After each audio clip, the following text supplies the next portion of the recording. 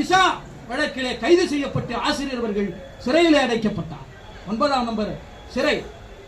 இவ்வளவு பெரிய கொடுமை. அடித்து உதைத்து இருக்கிறார்கள், நொறுக்கி இருக்கிறார்கள்.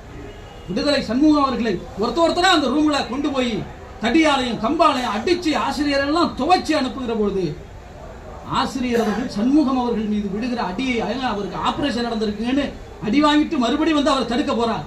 அப்பொழுது ஆசிரியருக்கு ஒருத்தர் கண்ணில் அடிக்கிறான் போலீஸ்காரர். இந்த இடத்துல கண் வீங்கி கொள்ளுகிறார். அதெல்லாம் பதிவு செய்கிறார். காது இந்த சைடெல்லாம் கண்ணு வீட்டு மருத்துவமனைக்கு கூட்டு போற இஸ்மாயில் அவர்களுடைய தலைமையிலே ஒரு குழுவை போடுகிறார்கள். அவருடைய அறிக்கை என்ன தெரியுமா பதிவு செய்கிறது? ஆசிரியர் வீரமணிக்கு எதை தெரியுமா உணவாக கொடுத்தார்கள்? அந்த மிசா காலத்திலே சிறையிலேயே கல்லையும் மண்ணையும் வேப்பெண்ணையும் சிறுநீரையும் கலந்த உணவை கொடுத்தார்கள் உண்பதற்கு. இன்றைக்கு இருக்கிற தலைவர்கள் எல்லாம் பாம்பி சில்வர் ஸ்பூனாக இருக்கிற பொழுது கல்லையும் மண்ணையும் சிறுநீரையும் வேப்பெண்ணையும் கொடுக்கிற சிறை தண்டனையை அனுபவித்து வந்து மீண்டும் இந்த களத்திலேயே போராடி கொண்டிருக்கிறார் ஆசிரியர் வீரமணி. இன்றைக்கும் பார்க்கிறோம் இல்ல, இன்றைக்கும் நடக்கிறார் அல்லவா?